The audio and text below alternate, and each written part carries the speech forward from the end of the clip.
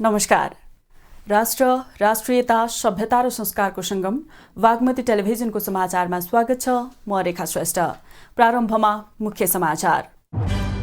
माध्यमिक शिक्षा परीक्षा एसईको नतिजा सार्वजनिक। सबैभन्दा बढी 1,12,733 विद्यार्थीले 2 देखि 2.4 जीपीए ल्याए। सञ्चार माध्यमलाई समय सापेक्ष परिमार्जित गर्दै लैजानुपर्ने प्रधानमन्त्री देउवाको भनाई। प्रेस स्वतन्त्रताबाट मात्रै नागरिकको हक अधिकार पूर्ण सुनिश्चित हुने जिकिर। नारायणघाट बुटोल पूर्व पश्चिम खण्डको लागत नबढ्ने गरी तत्काल ठेक्का रद्द गर्न संसदीय समितिको निर्देशन। राष्ट्रको हित नहुने सम्झौता तत्काल पुनरावलोकन गर्न निर्देशन। बुधबार शेयर बजार नेप्से 23.83 अङ्कले बढेर परिसूचक 2111 अङ्कमा 3 अर्ब 16 करोडको कारोबार। र चीनद्वारा 6वटा नयाँ उपग्रह प्रक्षेपण। चिनिया विज्ञान प्रतिष्ठानले स्वतन्त्र रूपमा विकास गरेको लिजियान 1 उपग्रह प्रक्षेपणको लक्ष्य हासिल।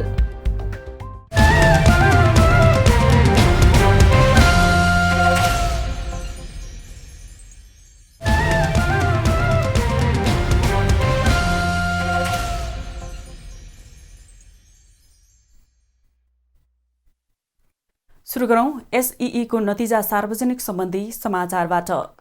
राष्ट्रिय परीक्षा बोर्डले यस वर्षको माध्यमिक शिक्षा परीक्षा एसईईको नतिजा सार्वजनिक गरेको छ।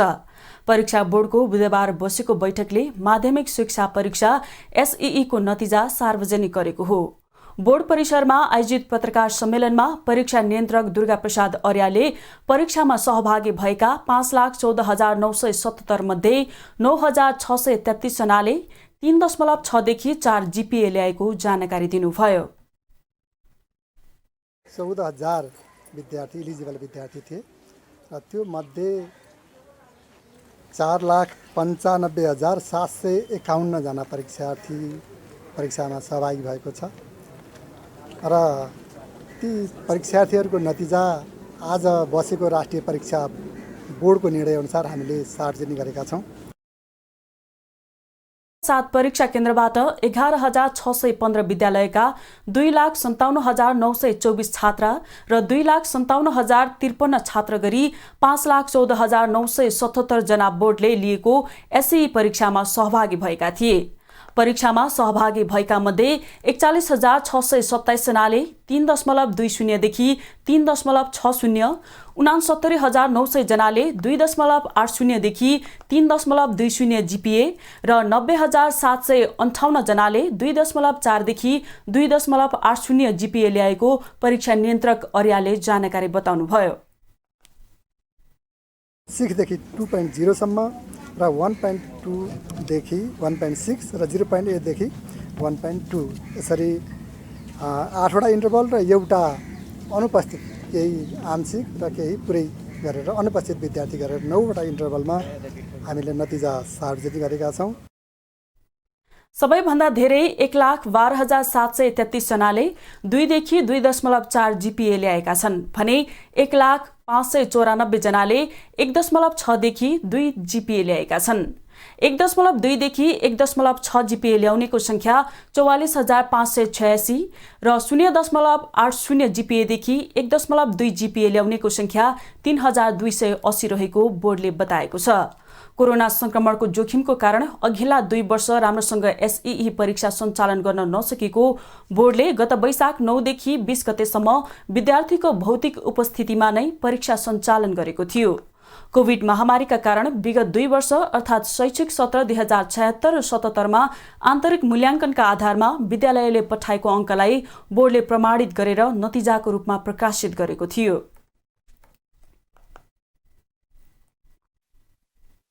पछिल्लो 24 घण्टामा 564 जनामा कोरोना संक्रमण पुष्टि भएको छ। स्वास्थ्य तथा जनसङ्ख्या मन्त्रालयका अनुसार 4,454 जनामा गरिएको परीक्षणमा 546 जनामा संक्रमण पुष्टि भएको हो। 2,778 पीसीआर परीक्षणमा 418 र 1,676 एन्टिजेन परीक्षणमा 146 जनामा संक्रमण देखिएको हो।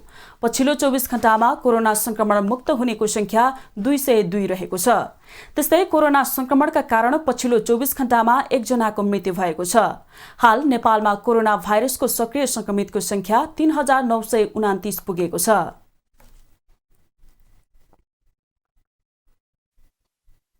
प्रधानमन्त्री शेरबहादुर देउवाले सञ्चार माध्यमहरूलाई समय सुहाउँदो रूपमा परिमार्जित गर्दै लैजानुपर्ने आवश्यकता रहेको बताउनु भएको छ। बुधबार काठमाडौँमा राष्ट्रिय समाचार समितिको नवनिर्मित कार्यालय भवनको उद्घाटन गर्दै प्रधानमन्त्री देउवाले यस्तो बताउनु भएको हो। उहाँले विश्वमा सूचना तथा प्रविधिको द्रुत गतिमा भइरहेको विकासलाई मध्यनजर गरेर सहज र आधुनिक माध्यमबाट नागरिकलाई सत्य तथ्य सूचना प्रकाशन गर्न सक्नुपर्ने उल्लेख गर्नुभयो। सत्य तथ्य सूचना प्रसारण गर्न सके मात्र लोकतन्त्र संस्थागत हुने उहाँको भनाइ थियो। प्रधानमन्त्री देउवाले नागरिकको सूचनाको हकलाई निश्चित गर्न सञ्चार माध्यमलाई थप चुस्त बनाउन आवश्यक रहेको उल्लेख गर्नुभयो। उहाँले नागरिक शिक्षित र सुसूचित भए मात्रै सरकार जिम्मेवार बन्न सक्ने प्रधानमन्त्री देउवाको भनाइ थियो। जति शिक्षित र समुचित हुन्छन् सरकार त्यति नै नागरिकताप्रति जिम्मेदार जवाबदेही बन्न बाध्य हुन्छ। अतः नागरिकहरूलाई शिक्षित र सूचित गर्ने गरी सञ्चार माध्यमहरूले सत्य तथ्य सूचना प्रवाह गर्न जरुरी छ। प्रधानमन्त्री देउवाले समाचार सम्प्रेषण जस्तो संवेदनशील विषयमा सबैले जिम्मेवार भएर काम गर्न जरुरी रहेको भन्दै वर्तमान सरकार नागरिकताको सूचनाको अधिकार र प्रेस स्वतन्त्रताको पक्षमा रहेको बताउनुभयो। उहाँले प्रेस स्वतन्त्रताबाट मात्रै नागरिकको हक अधिकारको पूर्ण सुनिश्चितता हुने जिकिर गर्नुभयो।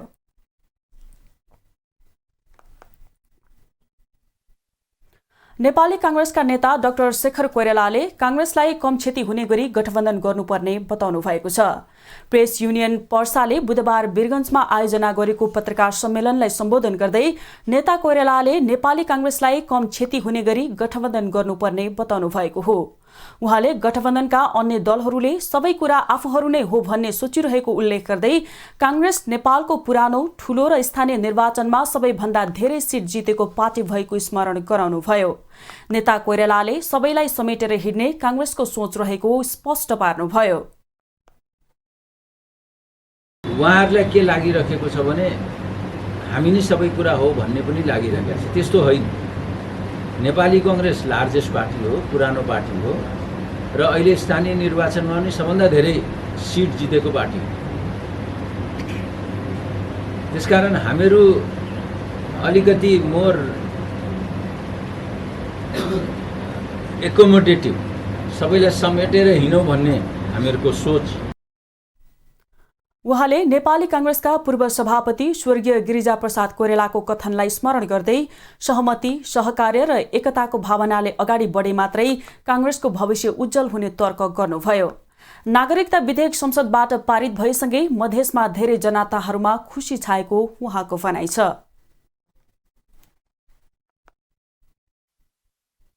समाचारमा एकैछिन विश्राम।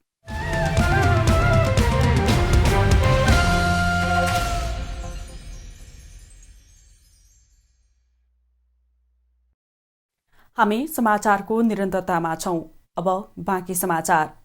सञ्चार तथा सूचना प्रविधि मन्त्री ज्ञानेन्द्र बहादुर कार्कीले स्वस्थ पत्रकारिताबाट मात्रै सुशासन र दिगो विकासको लक्ष्य सम्भव रहेको बताउनु भएको छ।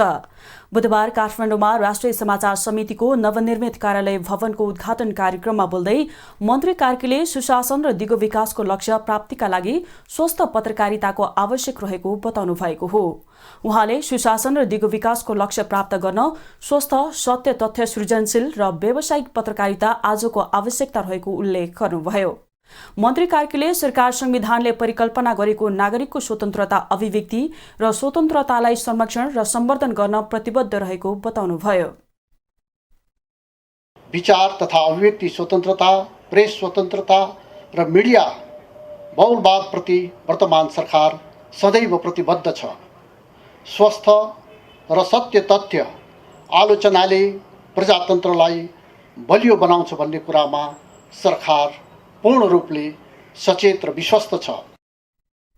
मन्त्री कार्कीले विचार तथा अभिव्यक्ति स्वतन्त्रता, प्रेस स्वतन्त्रता र मिडिया बहुलवादप्रति वर्तमान सरकार प्रतिबद्ध रहेको बताउनुभयो।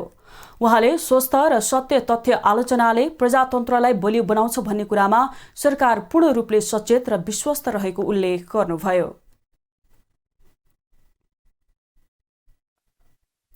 राष्ट्रिय प्रजातन्त्र पार्टी राप्रपाले सरकारले आफ्नो माग पूरा नगरे तेस्रो चरणको आन्दोलन गर्ने चेतावनी दिएको छ। बुधबार काठमाडौँमा बढ्दो महँगी विरुद्ध दोस्रो चरणको आन्दोलन गरेको राप्रपाले महँगी विरुद्ध पार्टीले सरकारलाई गराएको ध्यानाकर्षणको अवहेलना भए तेस्रो चरणको आन्दोलन गर्ने चेतावनी दिएको हो। बुधबार राप्रपा निकट राष्ट्रिय प्रजातन्त्र महिला संगठनले संघीय राजधानी काठमाडौँ सहित देशभरका जिल्ला सदरमुकाममा थाल ठटाएर विरोध प्रदर्शन गरेको थियो। काठमाडौँको भ्रिकुटी मण्डप, ललितपुर, भक्तपुर लगायत मुख्य शहरमा पनि विरोध प्रदर्शन गरेको राप्रपाले जनाएको छ। विरोध प्रदर्शनपछि सञ्चारकर्मीहरूसँग कुरा गर्दै राष्ट्रिय प्रजातान्त्रिक महिला संगठनकी अध्यक्ष एवं राप्रपा नेत्री अञ्जना रावलले आफूहरूले सरकारलाई बढ्दो महँगीको बारेमा ध्यानाकर्षण गराइसकेको तर सरकारले कुनै चासो नदेखाएकाले शान्तिपूर्ण रूपमा दोस्रो चरणको आन्दोलन बुधबारबाट सुरु गरेको बताउनुभयो। आज राष्ट्रिय प्रजातान्त्रिक महिला संगठनको अगुवाईमा हामी सरकार विरुद्ध सरकारले जुन गरेको छ महँगी विरुद्धको आन्दोलनमा हामी सरकारलाई ध्यानाकर्षण गर्नको लागि थाल छटाएर सडकमा आएका छौँ। हाम्रो यो दोस्रो चरणको आन्दोलन पनि सुनवाई भएन भने तेस्रो चरणको आन्दोलन हामी छिटै नै भदौको पहिलो हप्तातिर हाम्रो आन्दोलन परिचालन समितिका सदस्य पार्टीका उपाध्यक्ष बुद्धिमान तामाङज्यूले तय गर्नुहुनेछ। महँगीले नेपालीहरूको भान्सा महँगो भएको भन्दै जनता यस्तो अवस्थामा खान नसक्ने अवस्थामा पुगेकोले आन्दोलन गर्नु परेको उनीहरूको भनाइ छ। राप्रपाले पछिल्लो समय महँगी भ्रष्टाचार विरुद्ध सडकमा आन्दोलन गर्दै आएको छ। राप्रपाले महँगीलाई नियन्त्रण गरेर जनतालाई राहत पुर्याउन सरकारलाई ध्यानाकर्षण गराउँदै आएको छ।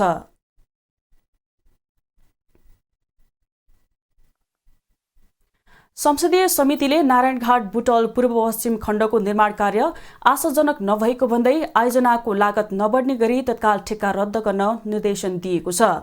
बुधबार सिंहदरबारमा बसेको प्रतिनिधि सभा अन्तर्गतको विकास तथा प्रविधि समितिले नारायणघाट बुटौल सडक पूर्व पश्चिम खण्डको कार्य प्रगतिका विषयमा भौतिक पूर्वाधार तथा यातायात मन्त्री सहित आयोजना प्रमुखहरूसँग गरेको छलफलपछि समिति सभापति कल्याणी खड्काले सरकारलाई यस्तो निर्देशन दिनुभएको हो।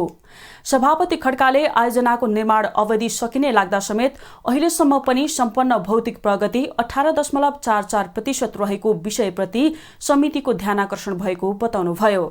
सभापति खड्काले मित्र राष्ट्रहरूको निर्धारित शर्त सहितको अनुदान ऋण सहयोगमा निर्माण तथा स्तरोन्नति भइरहेका राष्ट्रिय स्तरका तथा अन्य सडक तथा पूर्वाधार निर्माणका आयोजनाहरूको निर्माणमा राष्ट्रको हित नहुने सम्झौता तत्काल समीक्षा गरी पुनरावलोकन गर्न पनि निर्देशन दिनुभयो।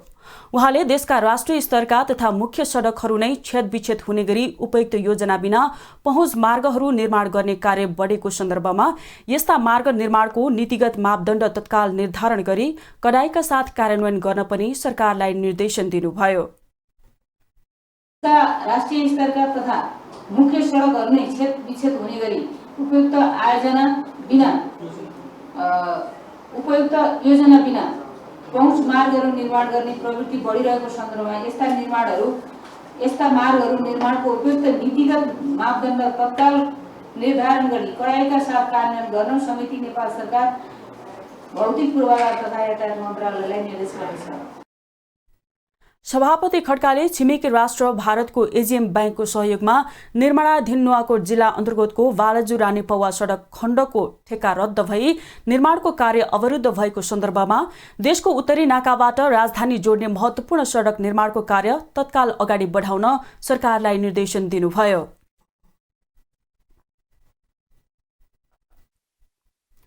चलचित्र विकास बोर्डका अध्यक्ष भुवन केसीले चलचित्र क्षेत्रको विकासका लागि राजनीतिमा प्रवेश गरेको बताउनु भएको छ। बुधबार चलचित्र विकास बोर्डको अध्यक्षको पदभार ग्रहण गर्दै उहाँले चलचित्र क्षेत्रको उत्थान र विकासका लागि आफू राजनीतिमा गएको बताउनुभयो। पदभार ग्रहणपछि सञ्चारकर्मीहरूसँग बोल्दै कार्यकारी अध्यक्ष केसीले आफूलाई चलचित्र क्षेत्रको विकासका लागि ठूलो जिम्मेवारी आएको बताउनुभयो। उहाँले आफू 4 दशकदेखि नेपाली चलचित्र क्षेत्रमा रहेकोले चलचित्र क्षेत्रका समस्यामा अवगत रहेको उल्लेख गर्नुभयो। आगामी दिनमा नेपाली चलचित्र क्षेत्रका समस्यालाई समाधान गर्ने र विशेष गरी चलचित्र प्राविधिकको समस्यामा जोड दिने प्रतिबद्धता जनाउनुभयो। अध्यक्ष केसीले नेपाली चलचित्र क्षेत्रमा सानैदेखि प्रवेश गरेको भन्दै आफू बाँचुन्जेल चलचित्र क्षेत्रको उत्थानको लागि काम गर्ने बताउनुभयो। 10 वर्षको उमेरदेखि कलाकारिता गरे गायन क्षेत्रबाट बाल कार्यक्रम हुँदै रेडियो नेपालको सिङ्गर हुँदै म सिनेमा लाइनमा आएको छु। नेपाली चलचित्रमा मैले धेरै थोक गर्न पाए हुन्थ्यो। नेपाली चलचित्रलाई नमरुन्जेल मेरो जिन्दगी बाँचुन्जेलसम्म यही चलचित्र क्षेत्रमै म समर्पित भएर चलचित्रलाई अगाडि बढाउनलाई मभन्दा पछि आएका कलाकारहरूलाई म एकदमै सपोर्ट गर्दै मभन्दा अग्रजहरूलाई म सम्मान गर्दै र चलचित्र क्षेत्रलाई अगाडि बढ्नको हिसाबले म यहाँ आएको छु। कार्यकारी अध्यक्ष केसीले चलचित्रको विकास र उत्थानका लागि आफू लागि पर्ने बताउनुभयो।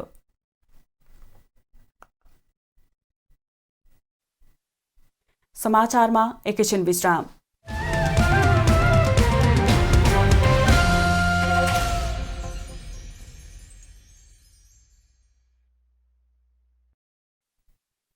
हामी समाचारको निरन्तरतामा छौं। अब बाँकी समाचार। प्रतिनिधि सभा अन्तर्गतको अन्तर्राष्ट्रिय सम्बन्ध समितिले सरकारले स्टेट पार्टनरशिप प्रोग्राम एसपीपीमा सहभागी नहुने पत्र अमेरिकालाई नपठाउनुको कारण माग गरेको छ। बुधबार बसेको समितिको बैठकले एसपीपीमा नेपाल सहभागी नहुने भनेर मन्त्री परिषदको बैठकले निर्णय गरे पनि हालसम्म अमेरिकालाई पत्र नलेखेको भन्दै पत्र नलेख्नुको कारण माग गर्ने निर्णय गरेको हो। समितिले 3 पटकसम्म सरकारका सम्बद्ध निकायहरूलाई पत्राचार गरी एसपीपी सम्झौतासँग सम्बन्धित कागजात माग गरे पनि नपाएकोले सो कागजात प्राप्त गर्न नसक्नुको कारण पनि माग गरेको समिति सभापति पवित्र निरोला खरेलले बताउनुभयो। त्यस्तै प्रधान सेनापतिको अस्ट्रेलिया भ्रमणको सम्बन्धमा पनि विभिन्न प्रकारका हल्लाहरू आएकाले भ्रमणको सम्बन्धमा आधिकारिक कुरा आगामी बैठकमा सम्बन्धित निकायलाई बोलाएर लिने उहाँले जानकारी दिनुभयो। समितिको बैठकमा विश्व सम्पदा सूचीकृत सांस्कृतिक क्षेत्र अध्ययन तथा अनुगमन उपसमितिले आफ्नो प्रतिवेदन पनि पेश गरेको छ।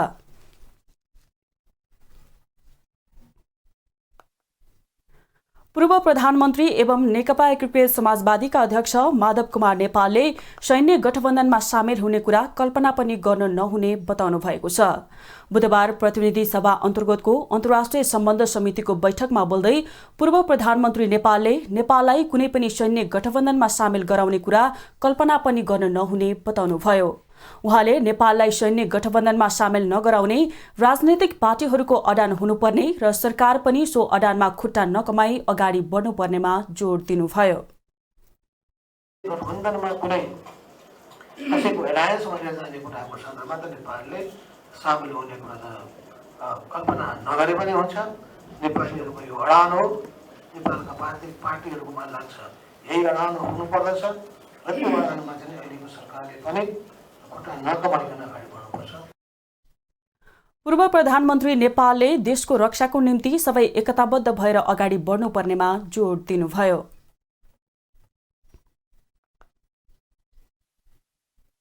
नेपाली कांग्रेसका सांसद प्रकाश मान सिंहले एसपीपीको विषयमा सुनेको भरमा संसदीय समितिमा छलफल गर्न नहुने बताउनु भएको छ। बुधबार अन्तर्राष्ट्रिय सम्बन्ध समितिको बैठकमा बोल्दै सांसद सिंहले अनाधिकृत कागजातको विषयलाई लिएर एसपीपीको सम्बन्धमा समितिमा छलफल गर्न नहुने धारणा राख्नु भएको हो। उहाँले प्रधान सेनापति र परराष्ट्र मन्त्रीले नेपाल कुनै सैन्य गठबन्धनमा सहभागी नहुने स्पष्ट पारिसकेको भन्दै सुनेको कुराको आधारमा सो विषयमा छलफल आवश्यक नरहेको बताउनुभयो। आधिकारिक कागजात अध्ययन गरेर मात्रै समितिले एसपीपीमा सरकारको भूमिकाको बारेमा धारणा बनाउनु उपयुक्त हुने उहाँको भनाइ छ। डकुमेन्टहरु चाहिँ सबै आधिकारिक डकुमेन्टहरु जुन फेरि एम्फसिस गरेर फेरि मागौं, हेरौं र चाहिँ तथ्य जे छ, सत्य जे छ त्यो डकुमेन्टको आधारमा चाहिँ यो चाहिँ अन्तर्राष्ट्रिय सम्बन्ध समितिको यो एसपीपी को बारेमा अन्य जुन उठेका मुद्दाहरूको बारेमा यसमा चाहिँ हाम्रो चाहिँ कन्क्लुजन ड्र गर्दाखेरि राम्रो हुन्छ भन्ने लागेको छ। उहाँले सबै दलहरूले राष्ट्रिय स्वार्थलाई ध्यानमा राखेर संविधानको मर्मलाई अक्षरश पालना गर्ने गरी गतिविधि अगाडि बढाउनु पर्ने बताउनुभयो। त्यस्तै नेकपा माओवादी केन्द्रका सांसद सुदन किराँतीले एसपीपीमा नेपाल सामेल नहुने पत्र अमेरिकालाई नपठाउनुले अँध्यारो कुनामा खिचडी पाक्दै छ कि भन्ने शंका उत्पन्न भएको बताउनुभयो। उहाँले सरकारले आफ्नो परराष्ट्र नीतिलाई दोहोरो गरी पक्रिन नसकेको टिप्पणी गर्नुभयो। नेपाल सरकारले दरोसँगले आफ्नो नीति नपक्रेको त अहिले पनि अनुभव हामीलाई सधैँ भइराखेकै छ। जस्तै युक्रेन युद्धको सन्दर्भमा पनि हाम्रो सरकारले कैयौं अन्तर्राष्ट्रिय फोरमहरूमा युक्रेन पक्षधर जस्तो भएर अभिव्यक्ति दिनाले यो अन्तर्राष्ट्रिय हाम्रो नीति विपरीत नै भएको महसुस हुन्छ। जनता समाजवादी पार्टी नेपालकी सांसद रेणुका गुरुङले नेपाललाई शान्ति क्षेत्र बनाउने प्रस्ताव पुनः अगाडि बढाउनु पर्ने बताउनुभयो। विश्व द्वन्द्वमा फसिसकेको भन्दै नेपाललाई शान्ति क्षेत्र बनाउनु अपरिहार्य भइसकेको उहाँको भनाइ छ। हामी त नेपाललाई शान्ति क्षेत्र प्रस्ताव अगाडि बढाउन चाहन्छौँ, हैन? चाहन्छौँ। इन्डियाले अहिलेसम्म पनि नेपाल शान्ति क्षेत्रको प्रस्तावलाई साइन गरेको छैन। त्यही भएर पनि हामीलाई अलिक हैन शङ्का त लाग्छ नि। त्यही भएर हामीले यो नेपाललाई चाहिँ शान्ति क्षेत्रको प्रस्ताव अगाडि बढाउनु पर्छ। अहिले हाम्रो अपरिहार्य अब अहिले यही भइरहेको विश्व नै अब द्वन्द्वमै यहाँ फसिसक्यो। उहाँले नेपाल सैन्य गठबन्धनबाट अलग हुनुपर्ने र असंलग्न परराष्ट्र नीतिलाई जोड दिनुपर्ने बताउनुभयो। नेकपा एमालेका सांसद डाक्टर भीम रावलले प्रधानमन्त्री शेरबहादुर देउवा एसपीपी सम्झौतामा उल्लेखित बुँदाहरू कार्यान्वयन गर्न लागि परेको आरोप लगाउनु भएको छ। बुधबार अन्तर्राष्ट्रिय सम्बन्ध समितिको बैठकमा बोल्दै सांसद रावलले प्रधानमन्त्री देउवाले पीस कर्पोरेसनको नाममा एसपीपी सम्झौतामा उल्लेखित बुँदाहरू नेपालका कार्यान्वयन गर्न लागेको आरोप लगाउनु भएको हो। उहाँले प्रधानमन्त्री सो बुँदाहरू कार्यान्वयन गर्न लागि नपरेको भए एसपीपी कार्यान्वयन नगर्ने भनी मन्त्री परिषदले गरेको निर्णय अमेरिकालाई छिटो भन्दा छिटो पठाउन चुनौती दिनुभयो। संसदीय समितिले पटक पटक निर्देशन दिँदा पनि पत्र नपठाउनुले गम्भीर आशंका उब्जाएको उहाँको भनाइ छ। पत्र नपठाउनु त्यो गम्भीर आशंकाको विषय हो। चर्चा भए अनुसार प्रधानमन्त्री शेरबहादुर देउवा अरू कुनै नामबाट एउटा नाम आएको छ पीस कर्पोरेसन अर्थात् शान्तिको लागि सहर। यस्तै कुनै पित्तललाई सुनको जलप लाए जस्तो कुनै जलप लगाएर केही समय अगाडि यो अमेरिकी राज्य साझेदारी कार्यक्रमका सम्बन्धमा जुन 10 बुँदे मसौदा आएको थियो त्यो मसौदामा उल्लेख भएका सम्पूर्ण कुराहरू नेपालमाथि थोपर्न वा भित्रभित्र क्रियाशील हुनुहुन्छ भन्ने व्यापक चर्चा छ। उहाँले प्रधानमन्त्री देउवा नेपाललाई शक्ति राष्ट्रहरूको द्वन्द्वमा धकेल्न सक्रिय भएको आशंका पनि व्यक्त गर्नुभयो।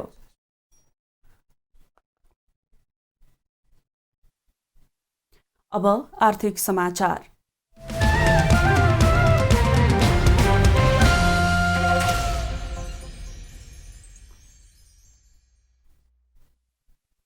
मंगलबार झण्डै 45 अङ्कले घटेको शेयर बजार बुधबार भने बढेको छ। बुधबार नेप्से 23.83 अङ्कले बढेर परिसूचक 2111.99 बिन्दुमा पुगेको छ। व्यापार बाहेक सबै समूहको शेयर बढेकोमा फाइनान्स, माइक्रो फाइनान्स र जलविद्युत समूहको शेयर उच्च अङ्कले उकालो लागेको छ। बजार बढे पनि कारोबार रकममा भने कमी आएको छ। मंगलबार 3 अर्ब 70 करोड रुपैयाँको कारोबार भएकोमा बुधबार 227 वटा कम्पनीका 75,08,188 किता शेयर 3 अर्ब 16 करोड 14,55,142 रुपैयाँमा कारोबार भएका छन्। यस्तै क वर्गका कम्पनीहरूको कारोबार मापन गर्ने सेन्सेटिभ इन्डेक्स 4.53 अङ्कले बढेर 402.92 अङ्कमा पुगेको छ। सबैभन्दा धेरै शिवम सिमेन्ट्सको झण्डै 18 करोड रुपैयाँको शेयर किनबेच भयो। जानकी फाइनान्स, युनाइटेड मर्दी हाइड्रो तथा राष्ट्र उत्थान लघुवित्त र नेस्टो समृद्ध लघुवित्तको शेयर 10% बढेको छ।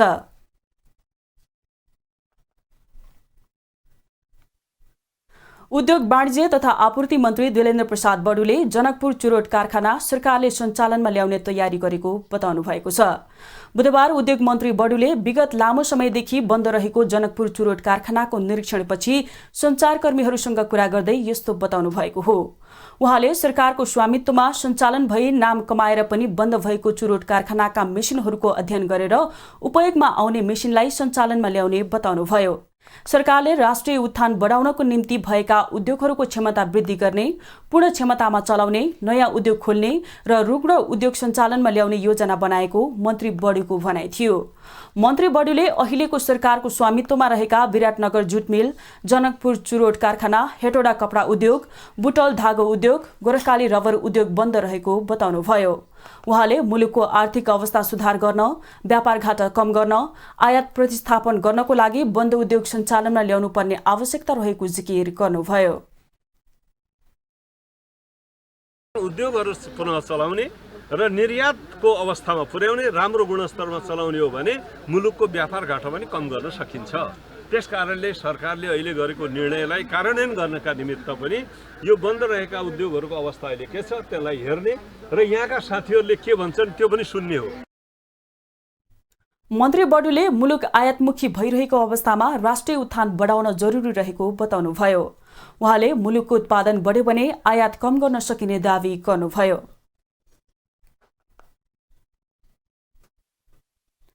पछिल्लो समय ड्रागन फलको बढ्दो बजार माग धान्न व्यवसायीहरूलाई मुस्किल भएको छ।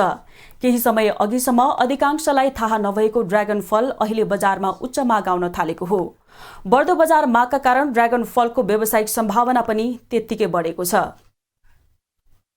यति बेला कञ्चनपुरका गोकर्ण बहादुर ओली ड्रागन खेतीमा नै रमाउन थालेका छन्। सिउँडी जस्तो देखिने ड्रागन फलको बारेमा अझै पनि कतिपय त अनभिज्ञ नै छन्, तर देशका मुख्य शहरमा यसको माग पछिल्लो समय अत्याधिक भएको ओली बताउँछन्। सिउँडी प्रजातिको यो फल अमेरिका, मेक्सिको र दक्षिण अमेरिकी देशहरूमा पाइने गर्छ।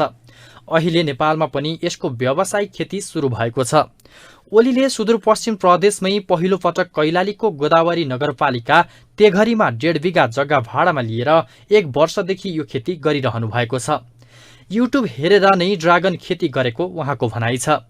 ओलीले अत्तरियाको तेघरीमा जग्गा भाडामा लिएर 2077 श्रावणबाट व्यावसायिक रूपमै खेती सुरु गर्नुभएको हो। बजारमा ड्रागनको माग धेरै आइरहे पनि पुर्याउन नसकेको ओलीको गुनासो छ। उत्पादन भएका फल फार्ममै लिन आउने गरेकोले बजारसम्म पनि पुर्याउन जानु पर्दैन। सुरुवाती चरणदेखि सिँचाइसम्म गर्दा अहिलेसम्म 39 लाख रुपैयाँ लगानी भएको छ। ओलीले 1 वर्षमा नै ड्रागन फलेपछि 500 केजी बिक्री गरिसक्नु भएको छ। ड्रागन फल्न 18 महिनाको समय लाग्ने भनिए पनि 1 वर्षमा नै फलेको छ।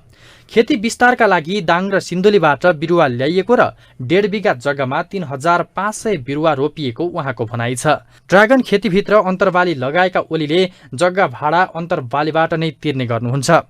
आगामी वर्षका लागि 5000 ड्रागनको बिरुवा उत्पादन गर्ने उहाँको लक्ष्य छ। प्रति पोलमा 15 केजी यो आउँदो वर्षमा यसले उत्पादन दियो भने हामीसँग 1000 पोल छ। आगामी वर्ष हामी 15000 केजीसम्म बेच्न सक्छौँ भन्ने सोच चाहिँ बनाएका छौँ। सुदूरपश्चिम प्रदेशमा नै पहिलो पटक स्थापना भएको गोदावरी ड्रागन फललाई प्रदेश सरकार अन्तर्गतको कृषि विकास निर्देशनालय डोटीले 5 लाख रकम अनुदान दिएको छ। ड्रागन फार्ममा 2 प्रकारको प्रजाति, एउटा बोक्रा गुलाबी गुदी सेतो, अर्को बोक्रा गुलाबी र गुदी रातो हुने प्रकारको रहेको छ। ड्रागन फलको नियमित प्रयोगले मानिसलाई ताजा राख्नुको साथै मुटु समेत स्वस्थ राख्ने र यसमा फाइबर र एन्टिअक्सिडेन्ट्स हुने भएकाले यसले मुटुलाई स्वस्थ र शरीरको प्रतिरक्षा प्रणाली मजबुत बनाउन मद्दत गर्छ। यो फार्मभित्र 2 प्रकारको प्रजाति लगाइएको छ। एउटा बोक्रा गुलाबी र गुदी सेतो हुने, अर्को बोक्रा गुलाबी हुने, गुदी पनि रातो हुने त्यो छ। ड्रागनको फूल फुलेको 45 दिनमा फल तयार हुन्छ। जेठदेखि असोज कार्तिकसम्म उत्पादन हुन्छ। रोपेको 2 वर्षपछि ड्रागनबाट फल लिन सकिन्छ भने यसले 20 वर्षसम्म उत्पादन दिन्छ। अब अन्तर्राष्ट्रिय समाचार।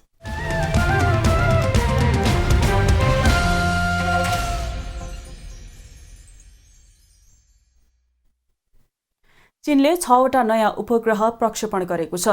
चीनको उपग्रह प्रक्षेपण केन्द्रबाट ती उपग्रह आज अन्तरिक्षमा पठाइएको हो। अन्तरिक्ष प्रविधि परीक्षण उपग्रह र वायुमण्डलीय घनत्व जाँच गर्ने नयाँ परीक्षण उपग्रह सहित ती उपग्रह प्रक्षेपण गरिएको तथा तिनले सफलतापूर्वक कक्षमा प्रवेश गरेका छन्। यससँगै चिनिया विज्ञान प्रतिष्ठानले स्वतन्त्र रूपमा विकास गरेको जिलियान 1 को उपग्रह प्रक्षेपणको लक्ष्य हासिल भएको छ।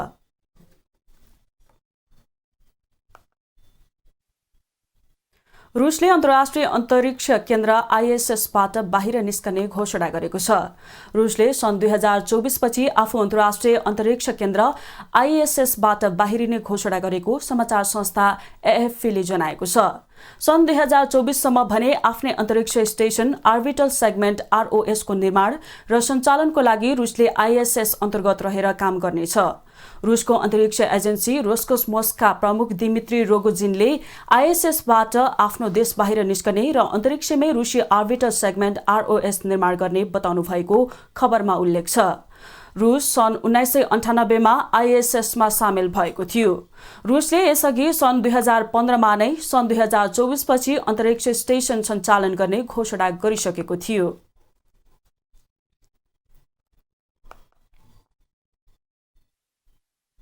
नेशनल हेराल्ड अखबारसँग सम्बन्धित मुद्दामा कांग्रेस नेत्री एवं अन्तरिम अध्यक्ष सोनिया गान्धीलाई मुद्रा निर्मलीकरण, विदेशी मुद्रा कारोबार, कर छली लगायत विषयमा अनुसन्धान गर्ने निकाय इन्फोर्समेन्ट डाइरेक्टोरेट ईडीले आज पनि सोधपुछ गरेको छ।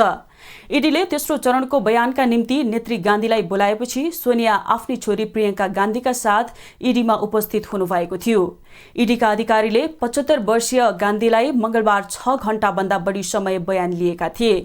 नेशनल हेराल्ड अखबार र अनुसन्धानमा रहेको कम्पनी यङ इन्डियन प्रालीमा गान्धीको संलग्नताका बारेमा 30 वटा प्रश्नको जवाफ मागिएको थियो।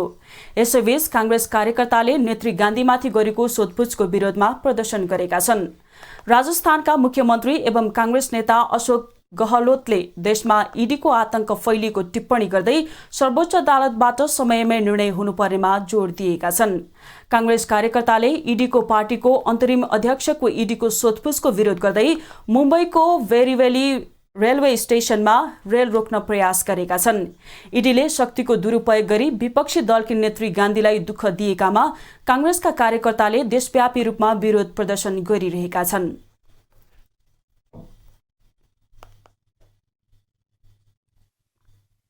अब खेलकुद समाचार।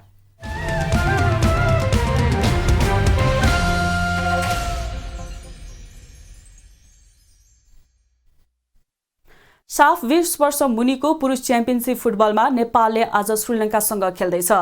खेल भारतको भुवनेश्वरमा रहेको कालिङ्गा मैदानमा बेलुका 7:15 बजे सुरु हुनेछ। यसअघि सोमबार भएको उद्घाटन खेलमा नेपालले मालदिप्सलाई 4-0 गोलले हराएको थियो। पहिलो खेलमा श्रीलङ्का भने बंगलादेशसँग 1-0 गोलले पराजित भएको थियो। आज भएको पहिलो खेलमा बंगलादेशले लगातार दोस्रो जित निकालेको छ। भुवनेश्वर स्थित कालिङ्गा स्टेडियममा बुधबार साबिक विजेता भारतलाई 2-1 गोल अन्तरले हराउँदै बंगलादेशले लगातार दोस्रो जित निकालेको हो। बंगलादेशलाई जित दिलाउन मोहम्मद नोभाले 2 गोल गरे। भारतका गुरकिरात सिंहले 1 गोल फर्काए। यस जितसँगै बंगलादेशले 2 खेलमा 6 अङ्क जोडेको छ। बंगलादेश शीर्ष स्थानमा रहेको छ। पहिलो खेलमा बंगलादेशले श्रीलङ्कालाई 1-0 ले हराएको थियो। भारतले भने हारबाट प्रतियोगिताको सुरुवात गरेको छ। च्याम्पियनशिपमा आयोजक भारतसहित नेपाल, मालदिप्स, श्रीलङ्का र बंगलादेश सहभागी छन्। नेपालले तेस्रो खेल भारतसँग आउँदो आइतबार र अन्तिम खेल बंगलादेशसँग मंगलबार खेल्नेछ। शीर्ष 2 टोलीले उपाधिका लागि अर्को शुक्रबार खेल्नेछन्।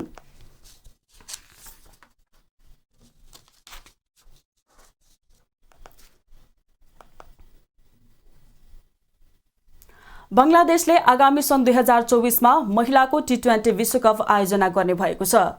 साथै इंग्ल्यान्डले भने विश्वकप सन् 2026मा आयोजना गर्ने भएको अन्तर्राष्ट्रिय क्रिकेट काउन्सिलले घोषणा गरेको छ। साथै भारतले सन् 2025मा 50 वर्षभन्दा माथिका महिलाको विश्वकप क्रिकेट आयोजना गर्ने भएको घोषणा पनि सो काउन्सिलले गरेको छ। मंगलबार आईसीसीले प्रकाशन गरेको विज्ञप्तिमा भारतले सन् 2013 पछि पहिलो पटक यो क्रिकेट प्रतियोगिताको आयोजना गर्ने भएको हो। त्यसैगरी आईसीसीले श्रीलङ्काले सन् 2027मा महिला T20 च्याम्पियनको ट्रफीको आयोजना गर्ने भएको हो। आईसीसी बोर्डले प्रतिस्पर्धाका आधारमा ती प्रतियोगिताहरूको आयोजना गर्न दिने गरी छनौट गरेको समाचारमा जनाइएको छ। पाकिस्तान विरुद्धको दोस्रो टेस्ट क्रिकेटमा श्रीलङ्काले 508 रनको लक्ष्य दिएको छ। गालेमा श्रीलङ्काले आज चौथो दिनको खाना समयपछि 8 विकेट गुमाएर 360 रन बनाउँदै पारी समाप्तिको घोषणा गरेपछि पाकिस्तानले 508 रनको लक्ष्य पाएको हो। दोस्रो पारीमा श्रीलङ्काका धनञ्जय डी सिल्भाले 109 र दिमुथ करुणा रत्नेले 61 रन बनाए। बलिङतर्फ पाकिस्तानका नसीम शाह र मोहम्मद नवाजले 2-2 विकेट लिए। पहिलो पारीमा श्रीलङ्काले 147 रनको अग्रता बनाएको थियो। पहिलो पारीमा श्रीलङ्काले 378 र पाकिस्तानले 231 रन बनाएका थिए। 2 खेलको श्रृङ्खलाको पहिलो खेल पाकिस्तानले जितेको थियो।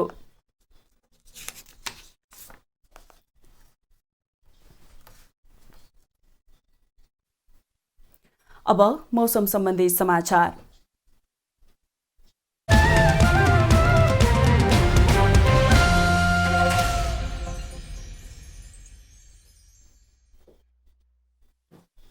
आज राति देशभर आंशिकदेखि सामान्य बदली रहनेछ। देशका केही स्थानहरूमा मेघगर्जन चट्यानसहित हल्कादेखि मध्यम वर्षाको सम्भावना रहेको छ।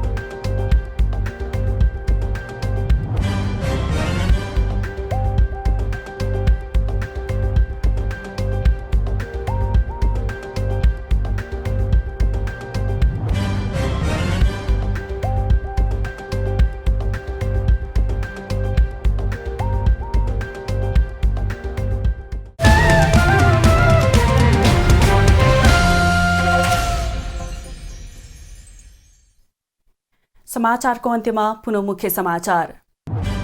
माध्यमिक शिक्षा परीक्षा एसईको नतिजा सार्वजनिक। सबैभन्दा बढी 1,12,733 विद्यार्थीले 2 देखि 2.4 जीपीए ल्याए। सञ्चार माध्यमलाई समय सापेक्ष परिमार्जित गर्दै लैजानुपर्ने प्रधानमन्त्री देउवाको भनाई। प्रेस स्वतन्त्रताबाट मात्रै नागरिकको हक अधिकार पूर्ण सुनिश्चित हुने जिकिर। नारायणघाट बुटोल पूर्व पश्चिम खण्डको लागत नबढ्ने गरी तत्काल ठेक्का रद्द गर्न संसदीय समितिको निर्देशन। राष्ट्रको हित नहुने सम्झौता तत्काल पुनरावलोकन गर्न निर्देशन। बुधबार शेयर बजार नेप्से 23.83 अङ्कले बढेर परिसूचक 2111 अङ्कमा 3 अर्ब 16 करोडको कारोबार। र चीनद्वारा 6वटा नयाँ उपग्रह प्रक्षेपण। चीनिया विज्ञान प्रतिष्ठानले स्वतन्त्र रूपमा विकास गरेको लिजियान 1 उपग्रह प्रक्षेपणको लक्ष्य हासिल।